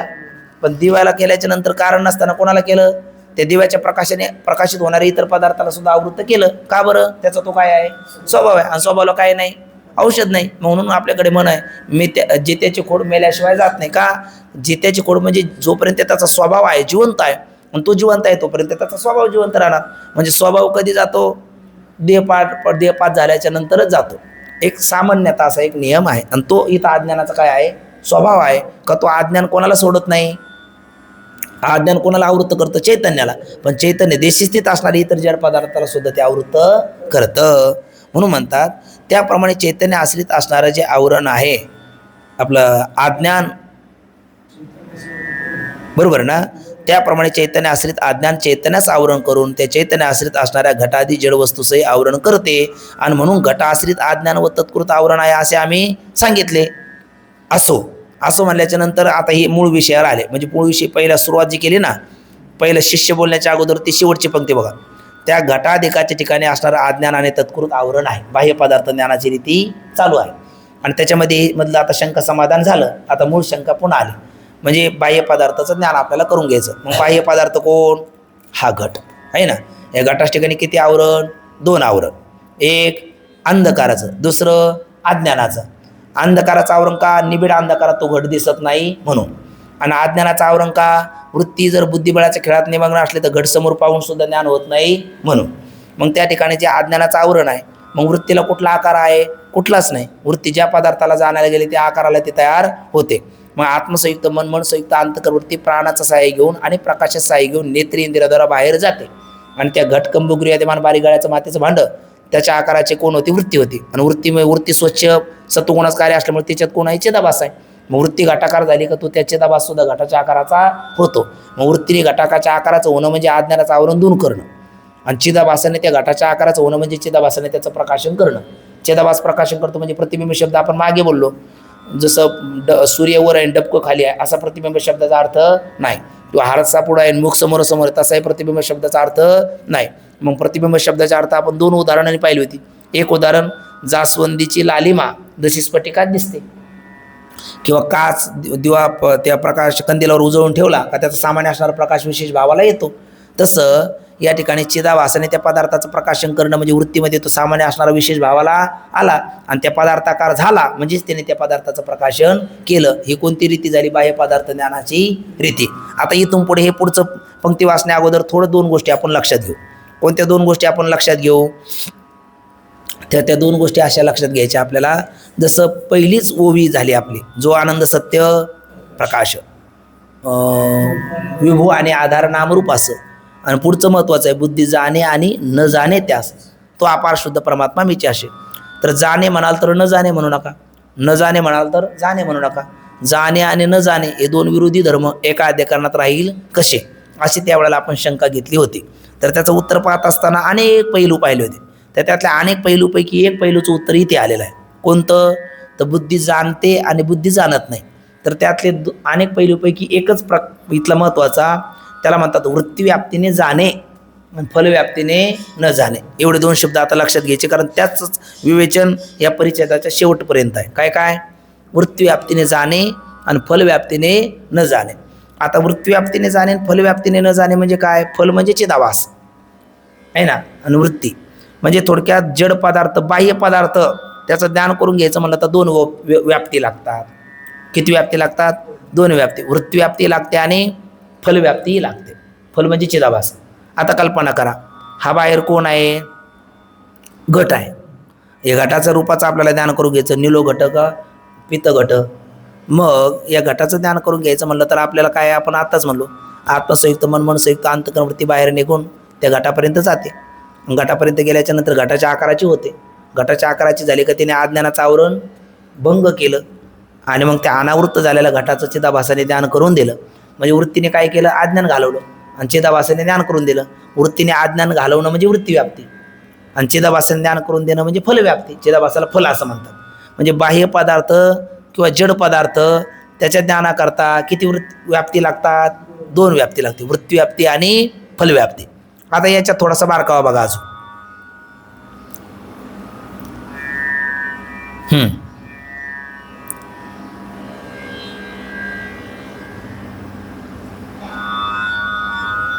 आता काय आहे, कल्पना करा अमावस्येची रात्र आहे, अमावस्याची काळी रात्र आहे. आणि मग अमावस्याच्या काळ्या रात्रीमध्ये एखाद्या खोलीमध्ये आज एकादशी आहे, रात्र झाली, याला काही झोप लागे ना, हा तळमळ तळमळ करायला लागला मित्र. मग त्या मित्राने विचारलं, अरे तू काही झोपत नाही, काय झालंस? तो म्हणायला लागला, पोटात काही नाही त्यामुळं काही झोप येत नाही आणि एकादशी असल्यामुळे भाकरी खाता येत नाही. त्याला सांगितलं, चिंता करू नको, जा वरच्या खोलीत. आणि वरच्या खोलीत एक मटका आहे, त्या मटक्याच्या खाली मी काही फळं झाकून ठेवलेले आहेत, ते तू खा. पण मग त्याला खालून वर येण्याकरता 2 गोष्टी लागतात. 2 गोष्टी कोणत्या? एक ते बॅटरी पाहिजे आणि ते मटकं फोडण्याकरता काय पाहिजे? दंड पाहिजे. मग आता हे कोण आहे? हा मटका आहे. कल्पना करा, हे फळ आहे, हा मटका आहे, ही वरची खोली आहे. मग तो वर आला, वर आल्याच्या नंतर त्यांनी जो हातातला दंड होता त्याने काय केला, मटका फोडला. आणि मटका फोडल्याच्या नंतर त्याला फळं दिसले का लगेच? नाही, कारण ते कशा झाकलेली आहे, अंधारात आहे ना. मग अंधारात असल्यामुळे ते फळ पाहण्याकरता पुन्हा त्याला बॅटरी लागली, बरोबर ना. मग त्या मटका फोडला ज्या दंडाने ना, त्या दंडाला म्हणायचं वृत्तीव्याप्ती, आणि ज्या बॅटरीने पाहिलं त्याला म्हणायचं फलव्याप्ती. म्हणजे बाह्य पदार्थ ज्ञान करता काय लागते, वृत्तीव्याप्ती लागते आणि फलव्याप्ती लागते, ठीक ना. आता दुसऱ्या दिवशी पुन्हा त्याला झोपे ना, त्याला विचारलं, अरे आज का झोपत नाहीस? तो म्हटलं, राव मला जरा अभ्यास करायचा होता, जरा उद्या पेपर आहे आणि ते काही पाहायचं राहूनच गेलं, सकाळी जागणे आले तर मग अवघड होईल. पण मग का झोपत नाही? मला लाईटच नाही. त्याला म्हटले, चिंता करू नको, वर जे काल जो तू मटका फोडला ना, काल फळं काढले, आता त्याच्याच शेजारी एक मटका आणि त्याच्या खाली दीप ठेवलेला आहे, आणि तो पेटलेला दिवा आहे, तेल बिल सगळं टाकलेलं आहे, तू घेऊन ये ना अभ्यास कर. मग तू काय मटका घालून ठेवला? म्हणजे काही नाही, अंधारात जरा झोप व्यवस्थित येते म्हणून मी मटका घालून ठेवलेला आहे, आता आपण जा. तो गेला. मग गेल्याच्या नंतर आता त्याला काय लागला, त्यांनी हा मटका काय केला, त्या दंडाने फोडला आणि पुन्हा त्या दिव्याला पाहिला, त्याला दुसरा दिवा लागला, हो की नाही? हा, छान, वा शाबास. त्याला दुसरा दिवा लागला नाही का बरं? कारण तो दिवा मग ते दिवा पहिलाच प्रकाशित आहे, त्याला दुसऱ्या दिव्याची गरज नाही, कारण तो पहिला दिवा प्रकाशितच आहे ना, तो प्रकाशित असल्यामुळे दुसऱ्या दिव्याची गरज नाही. आता हा झाला दृष्टांत. मग तिथे फक्त त्या दंडस्थानी कोण घेतली आपण? वृत्ती. दंडस्थानी कोण घेतली? वृत्ती. आणि दीपस्थानी दिवा, पण तो दिवा पहिलाच प्रकाशित असल्यामुळे या दिव्याची गरज नाही, ठीक ना. मग आता जे एक घट आहे ज्याच्या ठिकाणी सफरचंद झाकून ठेवलेलं आहे, आणि दुसरा घट आहे त्याच्या ठिकाणी दिवा झाकून ठेवलेला आहे. ज्या घटाच्या ठिकाणी सफरचंद झाकून ठेवलेलं आहे तिथे दोन्ही लागेल, दंडही लागेल, दीप लागेल. दंड लागेल म्हणजे वृत्तीव्याप्ती, आणि दीप लागेल म्हणजे फलव्याप्ती. का? कारण जड पदार्थ आहे, खाली अप्रकाशित आहे. पण ज्या घटाच्या खाली दिवा झाकून ठेवलेला आहे तिथे फक्त लागेल दंडच लागेल, दीपाचा त्या घटाचा आवरण भंग करण्याकरता दीप लागणार नाही, कारण तिथं तो दिवा मुळाचाच प्रकाशित आहे. हा झाला दृष्टांत. तसं मग इथे कोणती व्याप्ती लागली? वृत्तीव्याप्ती, फलव्याप्ती. आणि इथे फक्त वृत्तीव्याप्ती लागली, फलव्याप्ती लागली नाही. तसं हे दीप म्हणजेच कोण आहे? आत्मा. दीप म्हणजेच कोण आहे? आत्मा. आणि इथला घट म्हणजे कोण आहे? आपलं जे अंतःकरण रूपी खोली आहे, त्याच्यामध्ये दीप म्हणजे आत्मा आहे, आणि त्याच्यावर असणारं घटाचं आवरण म्हणजे अज्ञान आहे. मग ते अज्ञानाचं आवरण भंग करण्याकरता वृत्तीरूपी दंड लागेल, पण त्याला पुन्हा पाहण्याकरता बॅटरी रूपी दिवा लागणार नाही. का बरं? कारण आत्मा स्वयंप्रकाश आहे. आत्मा स्वयंप्रकाश आहे. बरं, जाऊ द्या. तुम्ही काय म्हणाल पुन्हा? वृत्ती कोणाचं कार्य आहे? अंतःकरणाचं. अंतःकरण कसं आहे? स्वच्छ आहे. मग जिथे जिथे वृत्ती आहे तिथे तिथे आभास आहे. मग ती वृत्ती घटाकार हो काय आणि आत्माकार हो झाली काय? घटाकार झाली तरी वृत्तीत कोण आहे? आभास आहे. आणि आत्माकार झाली तरी वृत्तीत काय आहे? आभास आहे. मग तिथे वृत्तीव्याप्ती आहे, फलव्याप्ती का नाही? तर त्याचं उत्तर आहे, दिवा दिवसा असतो का रात्री असतो? रात्री असतो. आणि एखादा त्या खांब्यावर लावलेले लाईट असतात आणि त्याला ऑन ऑफचं स्विचच नाही, तर ते कधी असतात? रात्री असतात, दिवसा असतात. पण दिवसा त्यांचा प्रकाश दिसतो का रात्री दिसतो? रात्री दिसतो. मग दिवसा त्यांचा प्रकाश नाही काय? आहे. पण दिवसा ते आहेत हे तरी कळतं का? हेही कळत नाही. का कळत नाही? कारण सूर्याच्या प्रखर प्रकाशापुढे त्यांचा प्रकाश अभिभूत झाला. म्हणजे काजवा दिवसा असून सुद्धा दिसत नाही, तशी स्थिती आहे. तसा चिदाभासाचा जो प्रकाश आहे, चिदाभासाचा प्रकाश, तो मुळात कोणाचा प्रकाश आहे? कूटस्थाचा. आणि त्या कूटस्थाच्या वरच कोण काढला आला? तर अज्ञानावरून दूर झालं. मग त्याच्या दैदीप्यमान प्रखर प्रकाशापुढे, म्हणजे सूर्यासारख्या प्रखर प्रकाश, सूर्यस्वरूप कोण आहे? कूटस्थ चैतन्य. आणि सूर्यस्वरूप असणारं कूटस्थ चैतन्याच्या प्रखर प्रकाशापुढे काजवारूपी चिदाभास असून नसल्यासारखं आहे. जसं दिवसा बऱ्याच वेळेला बाईक चालवताना ते समोरचे आपल्याला सांगतात, म्हणजे तुमचा बोल चालू आहे, कळत सुद्धा नाही, कारण त्या सूर्याच्या प्रकाशापुढे तो प्रकाश लक्षात येत नाही. तसं चिदाभासाचा प्रकाश जरी आत्म्याला वृत्ती जाणायला गेली ती तिथे जरी आहे, पण तो असून नसल्या जमा आहे, अकिंचित कर आहे. म्हणून बाह्य जड पदार्थाच्या ज्ञानाकरता दोन व्याप्ती पाहिजे, वृत्तीव्याप्ती पाहिजे, फलव्याप्ती पाहिजे. पण आत्म्याच्या प्रकाशाकरता फक्त वृत्तीव्याप्ती पाहिजे, फलव्याप्ती नाही. हे आपल्या लक्षात आलं. म्हणजे बुद्धी जाणे कुठे? वृत्तीव्याप्तीने जाणे आत्म्याला, आणि कोणत्या व्याप्तीने न जाणे? फलव्याप्तीने न जाणे. हा एक विषय इथे आपल्याला स्पष्ट झाला. आणि हा विषय स्पष्ट झाल्याच्या नंतर मग बाह्य पदार्थ ज्ञानाची रीती. मग आता बाह्य पदार्थ कोणतं, जसं घटाचं रूपाचं ज्ञान करून घ्यायचं. ठीक आहे, आता पटापटा बोला. या घटाच ठिकाणी कोणते दोन आवरण, एक अंधकाराचं, दुसरं अज्ञानाचं. अंधकाराचं आवरण वृत्तीने, आपला प्रकाशाने, अज्ञानाचं आवरण वृत्तीने. आता अनावृत्त झाला पदार्थ, तर वृत्तीतल्या चिदाभासन त्या पदार्थाचं काय करून दिलं, ज्ञान करून दिलं. म्हणून या पदार्थाच्या ज्ञानाकरता वृत्ती व्याप्ती लागली आणि फल व्याप्ती लागली. आता याच्यामध्ये सुद्धा आणखी दोन व्याख्या आहे. कोणत्या, तर प्रत्यक्ष ज्ञान म्हणतात आपण. तर ज्ञानामध्ये दोन प्रकार असतात, एक प्रत्यक्ष ज्ञान आणि दुसरं अप्रत्यक्ष ज्ञान. त्यालाच म्हणतात परोक्ष ज्ञान आणि अपरोक्ष ज्ञान. म्हणजे प्रत्यक्ष ज्ञानाला काय म्हणतात, अपरोक्ष ज्ञान. आणि अप्रत्यक्ष ज्ञानाला काय म्हणतात, परोक्ष ज्ञान. तर त्यामध्ये वृत्ती बाहेर गेली ना, म्हणजे वृत्ती समजा बाहेर नाही गेली. मी जर म्हटलं घट, असं म्हणताना घट म्हणताना आतल्या आतच, हा बरोबर आहे, बारीक गळ्याचं मातीचं भांडं, त्याला घट असं म्हणतात. असं आतकर वृत्तीने आतल्या त्या पदार्थाचा आकार धारण केला, तर हे कोणतं ज्ञान आहे, परोक्ष ज्ञान. आणि घट शब्द ऐकला आणि डोळ्याने पुन्हा पाहिला पण, त्याला म्हणायचं अपरोक्ष, म्हणजेच प्रत्यक्ष ज्ञान. म्हणजे ज्ञानामध्ये दोन प्रकार झाले, प्रत्यक्ष आणि अप्रत्यक्ष. पण मग त्या प्रत्यक्ष ज्ञानाच्या दोन व्याख्या आहेत, एक नैयायिकाने केली आणि एक वेदांताने केली. नैयायिक प्रत्यक्षाची व्याख्या काय करतात, ते म्हणतात इंद्रिय अर्थ, अर्थ म्हणजे विषय, इंद्रिय अर्थ सन्निकर्षजन्य ज्ञानम प्रत्यक्षम. इंद्रियाचा आणि विषयाचा संयोग संबंध झाल्याच्या नंतर होणारं जे ज्ञान आहे त्याला प्रत्यक्ष म्हणतात. असं कोण म्हणतात, नैयायिक. पण हीच व्याख्या वेदांतांनी जर घेतली तर ब्रह्माचं प्रत्यक्ष ज्ञान कधीच होणार नाही. ब्रह्मज्ञानाशिवाय तर मुक्ती नाही. वाचून ज्ञानविने एके माऊली म्हणतात. का बरं होणार नाही, कारण इंद्रियाचा आणि विषयाचा संयोग संबंध झाल्याच्या नंतर होणारं जे ज्ञान आहे त्याला प्रत्यक्ष जर म्हटलं तर पदार्थ मूर्त असला पाहिजे. ब्रह्म कसं आहे, अमूर्त आहे, रंग नाही, रूप नाही, नाही वर्णछाया.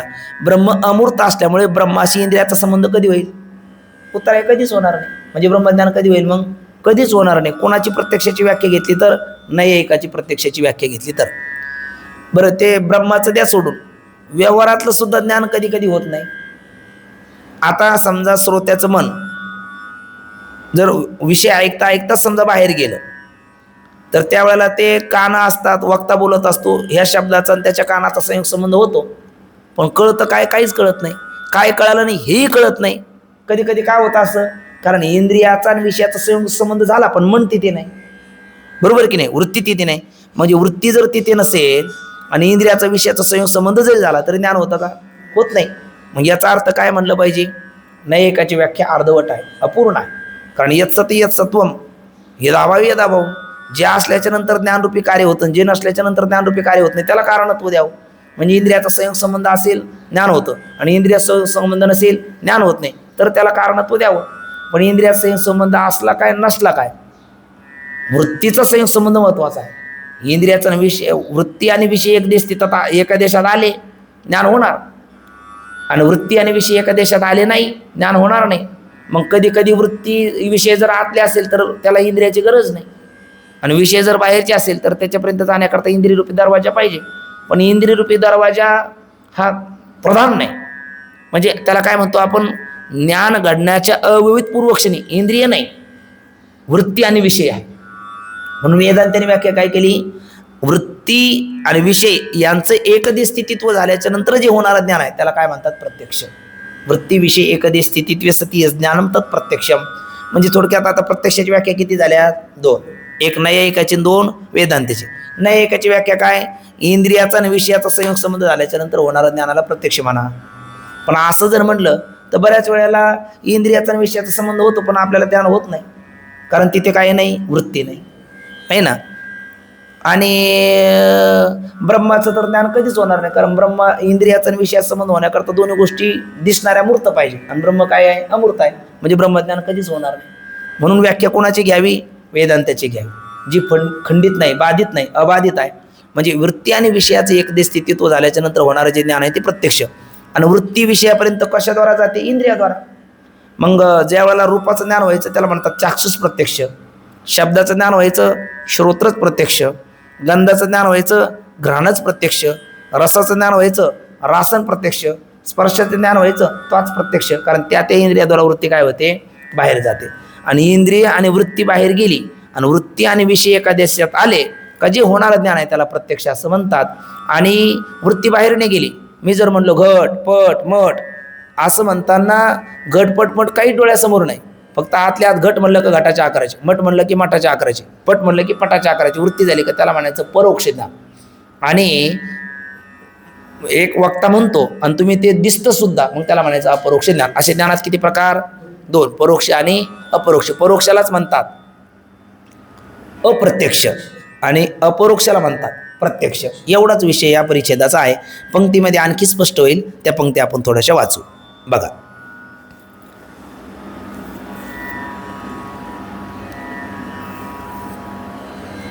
कुठपर्यंत आलो? तर त्याप्रमाणे चैतन्य आश्रित अज्ञान चैतन्यास आवरण करून त्या चैतन्य आश्रित असणाऱ्या घटादी जड वस्तूचे आवरण करते, म्हणून घटाश्रित अज्ञान व तत्कृत आवरण आहे असे सांगितले. असो, ठीक ना, तो विषय पूर्ण झाला. आता इथून पुढच्या पंक्ती बघा. म्हणजे अज्ञान कोणाच्या आश्रित आहे? मग खरं चैतन्याच्याच आहे, पण आम्ही घटाच्या म्हणलो, आमचं काही चुकलं नाही का? कारण ते अज्ञान काय करतं? चैतन्याला तर आवृत्त करतं, पण चैतन्य देशी स्थित घटाला सुद्धा आवृत्त करतं. हा त्याचा काय आहे? स्वभाव आहे. म्हणून आम्ही घटाच्या आश्रित अज्ञान म्हटलं. इथपर्यंत झालं. आता इथून पुढच्या पंक्ती बघा. अज्ञानाने आवरण केलेला कोण? घट. त्यास आभासासहित अंतःकरणाची वृत्ती काय करते? व्यापते. आभासासहित अंतःकरणाची वृत्ती का? कारण वृत्ती घटाकार झाली का वृत्तीतला आभास सुद्धा घटाकार होणारच. हे बघा, पाट असा फिरला का पाटातलं पाणी सुद्धा आपोआप फिरणारच. मग पाट कोण आहे? वृत्ती आहे. आणि पाटातलं पाणी कोण आहे? तो चिदाभास आहे. मग वृत्ती जर घटाकार झाली तर त्यातला चिदाभास सुद्धा घटाकार होणारच. वृत्ती घटाकार झाली म्हणजे अज्ञानाचं आवरण घालवते, आणि चिदाभास घटाकार झाला म्हणजे त्याचं ज्ञान करून देतो. म्हणून वृत्ती व्याप्ती आणि फलव्याप्ती बाह्य पदार्थाच्या ज्ञानाकरता लागते. आता बघा, अज्ञानाने आवरण केलेला घट त्या आभासासहित अंतःकरणाची वृत्ती व्यापते. त्यात जो वृत्ती अंश आहे तो घटावरील अज्ञानाचं आवरण काय करतो? दूर करतो. आणि त्या वृत्तीत असणारा जो आभास आहे तो घटादी जड पदार्थाचं काय करून देतो? ज्ञान करून देतो. म्हणजे दोघाचं 2 काम आहे. वृत्ती अज्ञान आवरून भंग करणार आणि चिदाभास त्याचं ज्ञान करून देणार. ज्ञान करून देतो म्हणून फलव्याप्ती, आणि आवरण भंग करते म्हणून वृत्ती व्याप्ती. म्हणजे बाह्य पदार्थाचं ज्ञानाकरता वृत्ती व्याप्ती लागते आणि फलव्याप्तीही लागते. याचा स्पष्ट अर्थ असा की बघा, आभासाचे म्हणजे अधिष्ठान चैतन्याचे, आभासाचे म्हणजेच कोणाचे? अधिष्ठान चैतन्याचे अंतःकरणात झालेले विशेष ज्ञान त्यालाच म्हणतात चिदाभास. विशेष ज्ञान म्हणजे चिदाभास. म्हणजे सामान्य असणारा प्रकाश काचेमध्ये विशेष भावाला आला तेच प्रतिबिंब, आणि त्या प्रतिबिंबाला चिदाभास किंवा फल असे म्हणण्याची पद्धत आहे. ते ज्ञान अंतःकरण वृत्ती बरोबर काय होते? वृत्तीसोबत बाहेर घटापर्यंत जाते. आणि जेव्हा अंतःकरण वृत्ती कोणाला दूर करते? घटावरच्या अज्ञानाच्या आवरणाला दूर करून घटाकार होते. तेव्हा त्या वृत्तीतील असणारा विशेष ज्ञान म्हणजेच कोण? हा चिदाभास म्हणजेच फल, तो सुद्धा काय होतो? घटाकार होतो. म्हणजे त्या घटाकार चिदाभासाने घटाकार होणं म्हणजेच त्या ज्ञानासच घटाचा आकार प्राप्त होतो. म्हणजे त्या चिदाभासाला सुद्धा घटाचा आकार प्राप्त होतो. आणि यालाच आभास घटाचे काय करतो? प्रकाशन करतो असे म्हणतात. या रीतीने काय झालं? बाह्य पदार्थ ज्ञानाच्या वेळेला वृत्ती व आभास या दोघांची व्याप्तीची जरुरी आहे. जसं आपण म्हणलो, अंधारात घटाखाली जर सफरचंद झाकून ठेवलं तर दंडही लागणार आणि बॅटरी लागणार आहे ना. मग दंडस्थानी म्हटलं आपण वृत्ती व्याप्ती, आणि बॅटरी ठिकाणी फलव्याप्ती, ते दोन्ही लागणार ते सांगतात. याच उदाहरण बघा. याच उदाहरणाशी अंधारात मृत्तिकेच्या पात्राखाली एखादी जड वस्तू आच्छादन करून ठेवली. कोण ठेवलं? आपण सफरचंद. ते आच्छादन करून ठेवले तर आपणास तिचे ज्ञान करून घ्यावायचे आहे, तेव्हा आपणास प्रथम मृत्तिकेने काठीचे आच्छादन फोडतो. मृत्तिकेने नाही, दंडाने, काठीने. मी मृत्तिकेने म्हटलं त्याच्यामुळे चुकलं. काठीने आपण मृत्तिकेचे म्हणजे घटाचे आच्छादन आवरण फोडतो, आणि मग हातातील दिव्याने त्या वस्तूचे काय करून घेतो? ज्ञान होते. मग या दृष्टांतात त्या जड वस्तूचे ज्ञान होण्यास दंड लागला आणि दीपही लागला. दंडस्थानी कोण म्हटलं? वृत्ती व्याप्ती, आणि दीपाच्या ठिकाणी फल व्याप्ती. मग दंड आणि दीप या दोन्हीचा उपयोग आहे. ते दंडस्थानी अंतःकरणवृत्ती आलं. दंडस्थानी कोण घ्यायचं? अंतःकरणवृत्ती, आणि दीपस्थानी वृत्तीतला आभास समजावा. त्याप्रमाणे घटादी ज्ञानाच्या वेळी त्या घटाच्या अज्ञानाचं आवरण नाश करण्याकरता कोण लागल? वृत्तीचा उपयोग आहे. आणि घटाधिकाचे ज्ञान करून घेण्याकरता आभासाचा उपयोग आहे. वृत्ती स्वतः कशी आहे? जड आहे. मग ती दुसऱ्याचे ज्ञान कसे करून देईल असं कोणी शंका घेईल. वृत्ती जर जड आहे तर जडाला जड स्वतःलाही जाणत नाही, अन्यालाही जाणत नाही. मग वृत्ती जड असल्यामुळे ती कसं ज्ञान करून देणार, म्हणजे ती करूनच देत नाही, ती फक्त अज्ञानाचं आवरण भंग करते. वृत्तीतला असणारा जो चिदाभास आहे तो त्या पदार्थाचं ज्ञान करून देतो. तेच म्हणतात, म्हणून अज्ञानाचे आवरणाचा नाश करणे एवढाच तिचा उपयोग आहे. म्हणून एक संस्कृत पंक्ती आहे, अज्ञान आवरण भंगार्था वृत्ती. अज्ञानाचं आवरण भंग करणं एवढंच वृत्तीचं काम आहे. वृत्तीचं काम ते नाही, ते ज्ञान करून देणं. ज्ञान करून कोणाचं काम आहे, ते वृत्तीतला असणारा जो चिदाभास आहे त्याचं ते कार्य आहे. म्हणून म्हणतात अज्ञानाच्या आवरणाचा नाश करणे एवढाच तिचा उपयोग आहे. आणि आभास स्वतः कसा आहे, प्रकाशरूप आहे. म्हणून घटादी पदार्थाचे ज्ञान होण्यास त्याचा काय आहे, उपयोग आहे. ही जशी नेत्र इंद्रियाने रूप प्रत्यक्षाची रीती सांगितली. आता इथपर्यंत बघा, इकडे बघा एक मिनटं. हा कोण, घट. मग नेत्र इंद्रियाने कोणाचं ज्ञान झालं, घटाचं रूपाचं. मग हे काय घडलं, इथे पहिलं अंधकाराचं आवरण होतं, कोणी घालवलं, प्रकाशाने. दुसरं राहिलं अज्ञानाचं आवरण, ते कोणी घालवलं, वृत्तीने. कारण आत्मसंयुक्त मनसंयुक्त अंतःकरण वृत्ती प्राणाचं प्रकाशाचं साय घेऊन इथपर्यंत आली, म्हणजे तिने ते अंधकाराचं अज्ञानाचं आवरण घालवलं. म्हणून वृत्तीमध्ये कोण होता, चिदाभास. त्या चिदाभासाने हा घट आहे असं ज्ञान करून दिलं. आणि मग ती वृत्ती पुन्हा आत गेली आणि आत जाऊन तिने मनाला सांगितलं बाहेर कोण आहे, घट आहे. मग हा म्हणायला लागला प्रमाता, घट ज्ञानवान अहम, मी घट जाणला. पहिल्या काळाला घट आहे याला व्यवसाय ज्ञान म्हणतात, आणि मी घट जाणला याला अनुव्यवसाय ज्ञान असं म्हणतात. ते आता येळ. मग हे कोणाचं ज्ञान झालं, घटाचं रूपाचं ज्ञान झालं. तसंच शब्दाचं ज्ञान करून घ्यायचं म्हटलं तर मग वृत्ती कोणाद्वारा जाईल, श्रोत्रेंद्रियाद्वारा जाईल. गंधाचं ज्ञान करून घ्यायचं, घ्राणेंद्रियाद्वारा जाईल. रसाचं ज्ञान करून घ्यायचं, रसनेंद्रियाद्वारा जाईल. आणि स्पर्शाचं ज्ञान करून घ्यायचं, स्पर्श त्वगेंद्रियाद्वारा जाईल. म्हणजे इंद्रियाचा आणि विषयाचा संबंध झाला का त्याला काय म्हणतात, प्रत्यक्ष. अशी नाही एकाने व्याख्या केली. पण इथपर्यंतच तर पूर्ण होईल का, नाही. नुसतं इंद्रियाचा आणि विषयाचा संबंध होऊन चालत नाही. इंद्रियाद्वारा वृत्ती सुद्धा तिथपर्यंत गेली पाहिजे आणि तरच ते ज्ञान होतं असं नाही वेदांती व्याख्या करतात, ते आता बोलतात. आता बघा, तशीच शब्दादी म्हणजे रूपाच्या प्रत्यक्षाची रीती सांगितली, तशीच शब्दादी विषयाच्या प्रत्यक्षाची रीती काय करावी आपण समजावी. ठळक अक्षरात देतात, अंतःकरण वृत्ती आणि विषय यांचे एकदे स्थितित्व म्हणजेच ऐक्य, ते दोघं एकत्र येणं हेच प्रत्यक्ष ज्ञानाचे काय आहे, कारण आहे. प्रत्यक्ष म्हणजेच काय, अपरोक्ष ज्ञान. प्रत्यक्ष ज्ञान म्हणजेच कोणतं ज्ञान, अपरोक्ष ज्ञान. आणि अप्रत्यक्ष ज्ञान म्हणजे मग परोक्ष ज्ञान. बघा, अंतःकरण वृत्ती बाहेर न जाता आतच ती घटादी विषयाकार होते. त्यावेळेला त्या घटादी विषयाच्या ज्ञानाला कोणतं ज्ञान म्हणावं, परोक्ष ज्ञान म्हणजेच अप्रत्यक्ष ज्ञान. परोक्ष ज्ञान म्हणजेच अप्रत्यक्ष ज्ञान. आणि हा घट आहे हे कोणते ज्ञान, मग प्रत्यक्ष म्हणजेच अपरोक्ष ज्ञान. मग हे अपरोक्ष म्हणजे प्रत्यक्ष ज्ञान आहे आणि घट आहे हे परोक्ष ज्ञान. म्हणजे घट आहे कळालं का परोक्ष ज्ञान झालं, आणि हा घट आहे असं कळालं की अपरोक्ष ज्ञान झालं. असं म्हटल्याच्या नंतर आता शिष्य पुन्हा शंका घेतो. श्री गुरुदेव त्याचं उत्तर देतात. तो विषय आपण उद्याच्याला पाहू.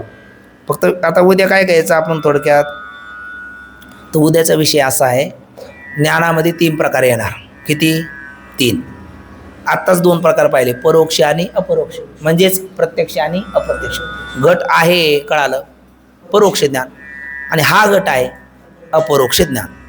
म्हणजे डोळ्याला दिसणं याला काय म्हणतात, अपरोक्ष म्हणजेच प्रत्यक्ष, आणि डोळ्याला दिसलं नाही म्हणजेच परोक्ष म्हणजेच अप्रत्यक्ष. बरोबर. आता बघा, हा घट आहे हे कोणतं ज्ञान झालं, बोला मग आता.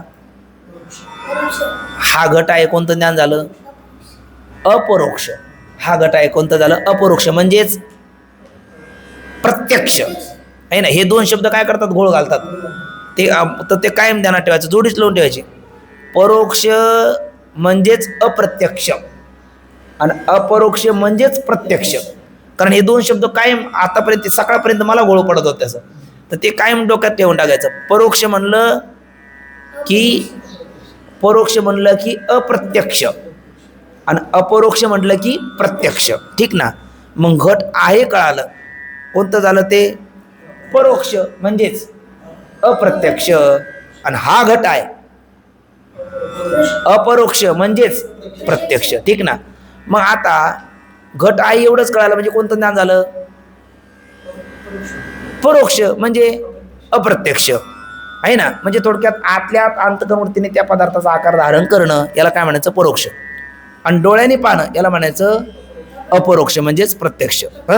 आता बघा, मग त्याच्यामध्ये 3 प्रकार आहेत, स्मृती ज्ञान, परोक्ष ज्ञान आणि अपरोक्ष ज्ञान.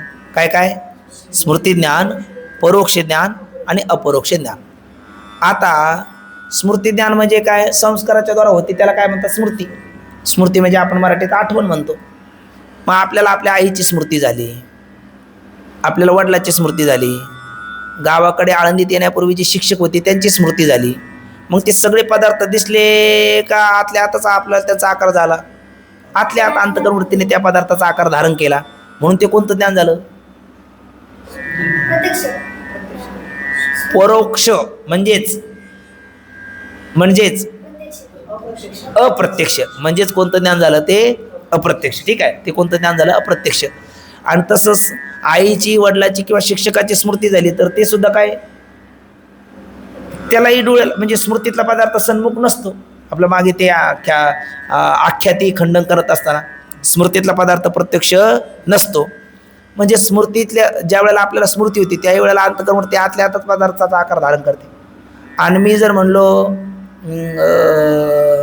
आई, वडील, आमचे शिक्षक हे म्हणताना सुद्धा अंतःकरणवृत्ती काय होणार? आतल्या आतच पदार्थाचा आकार धारण करते. म्हणजे स्मृतीमध्ये सुद्धा आणि परोक्ष ज्ञानामध्ये सुद्धा अंतःकरणवृत्ती आतल्या आत पदार्थाचा आकार धारण करणे या दोन्ही गोष्टी कशा आहे? समान आहे. दोन्ही गोष्टी काय आहेत? समान आहे. कोणामध्ये? स्मृतीमध्ये आणि परोक्ष ज्ञानामध्ये अंतःकरणवृत्तीने आतल्या आत पदार्थाचा आकार धारण करणे हे समान आहे. मग हे समान असल्यामुळे 2 लक्षण करण्यापेक्षा दोन्हीचं एकच लक्षण करा. दोघाला एक तर स्मृतीच म्हणा किंवा दोघाला एक तर परोक्षच म्हणा, 2 लक्षण करण्याची गरज काय, अशी काही शंका आहे. जसं की कुमारिका आणि सौभाग्यवती दोन्ही स्त्रियाच आहे, दोघीची जाती मनुष्यत्वच आहे, मग दोघीला एकच म्हणा, 2 कशाला म्हणता? असं जर एखादा म्हणेल तर त्या दोघीला स्त्री दृष्टीने, मनुष्यत्व दृष्टीने जरी एक असलं तरी त्यांना 2 नावं द्यावं लागणार की नाही? द्यावं लागणार. कारण एक कोण आहे? कुमारिका आहे आणि एक सौभाग्यवती आहे. एक अविवाहित आहे आणि एक अविवाहित आहे. हा त्यांच्यामध्ये फरक आहे, म्हणून 2 नावं द्यावीच लागणार. तसं स्मृती आणि परोक्ष या दोन्ही ज्ञानामध्ये अंतःकरणवृत्ती आतल्या आत पदार्थाचा आकार धारण करते, ही गोष्ट काय आहे? बरोबर आहे. पण तरी सुद्धा दोघाला एक संज्ञा देऊन चालणार नाही, कारण त्यांच्यामध्ये थोडासा फरक आहे. तो फरक काय ते आता पुढे आपल्याला विषय तो येतोय. त्याच्यात आणखी असं म्हणजे पूर्वपक्षाची शंका करण्याजोग, गौरव दोष कशाला घेता? खरं तर सदोष विधान असावं का निर्दोष विधान असावं? नाही, म्हणजे बोलण्यामध्ये दोष असावा का दोष नसावा? दोष नसावा. म्हणजे सदोष म्हणजे दोषसहित आणि निर्दोष म्हणजे दोषरहित. मग आपलं विधान सदोष असावं का निर्दोष असावं? उत्तर आहे आपलं विधान निर्दोष असावं. बरं, निर्दोष असावं, आता हे खरं आहे. पण त्या दोषामध्ये पुन्हा 2 प्रकार आहे, एक गौरव दोष आणि लाघव दोष. काय काय? गौरव दोष आणि लाघव दोष. आता गौरव दोष कशाला म्हणतात आणि लाघव दोष कशाला म्हणतात? तर जी वस्तू ज्या किमतीची आहे त्याच किमतीत भेटली का ही गोष्ट निर्दोष आहे. हे काय झालं? निर्दोष. वस्तू आहे 10 रुपयाची, ती तुम्हाला 10 रुपयात भेटली, निर्दोष व्यवहार घडला. पण वस्तू आहे 10 रुपयाची, ती एकाने घेतली 15 रुपयात आणि एकाने घेतली 20 रुपयात. तर 15 रुपयात घेणं हाही दोष आहे आणि 20 रुपयात घेणं हाही दोष आहे. पण अधिक म्हणलं तर गौरव आणि जरा कमी म्हणलं का लाघव. मग 10 रुपयाची वस्तू 10 रुपयात घेतणं हे निर्दोष आहे, पण 15 घेतली का लाघव आणि 20 मध्ये घेतली की गौरव. मग दोष आता दोष घेऊच नाही, पण घेतली तर किमान कोणत्याच्यात घेतली बरं? लाघवात घेणं बरं, बरोबर आहे ना? किंवा त्याने उदाहरण आपल्या गौरव आणि लाघव दोष करता मारुती बाबाने उदाहरण दिलं होतं. ज्येष्ठ नागरिक आहे, त्यांना फ्रीच प्रवास आहे, तरी तो बसमध्ये बसला.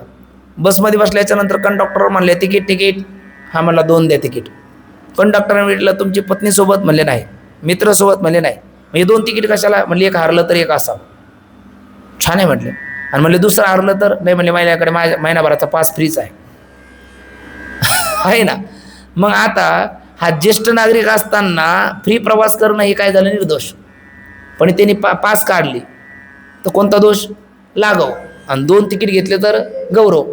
म्हणजे आता त्यांनी खरं तर पास घ्यावे का तिकीट घ्यावं का दोन्ही घेऊ नये? कारण पासला सुद्धा पैसे जाणार आणि तिकीटला सुद्धा पैसे जाणार, पण त्यातली त्यात पास ठीक आहे, कारण महिनाभराची आहे. तिकीट घेणं हे वेळेपण आहे. मग तिकीट घेणं हा झाला गौरव दोष, पास घेणं हा लागू दोष, आणि ज्येष्ठ नागरिकाला फ्री येतं, फ्री जाणं ही निर्दोष. ठीक ना. तसं या ठिकाणी ज्ञान ज्ञान म्हणा हे बरोबर आहे, पण त्याच्यात तुम्ही प्रकार किती केलेत?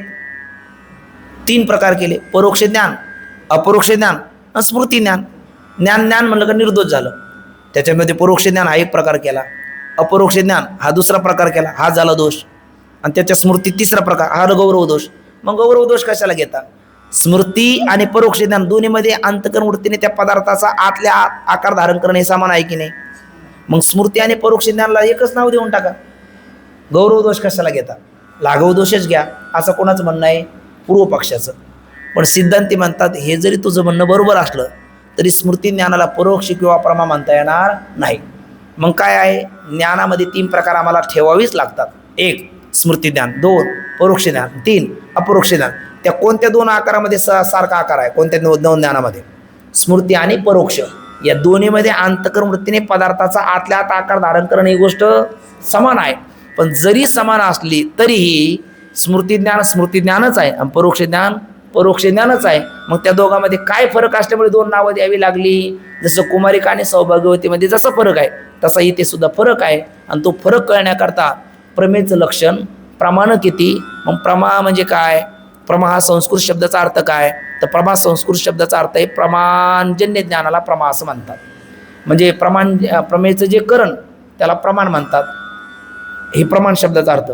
आणि प्रमाणजन्य ज्ञानाला प्रमा म्हणतात, हा प्रमा शब्दाचा अर्थ. आणि अशी प्रमाणं किती आहे? तर मुख्य प्रमाणं 6 आहेत आणि उपप्रमाणं 6 आहेत, अशी 12 प्रमाणं आहेत. असा विचार गोड येतो. त्याचा विचार आपण उद्याच्याला करूया. पुंडलिक वरदारी विठ्ठल, श्री ज्ञानदेव तुकाराम, पंढरीनाथ.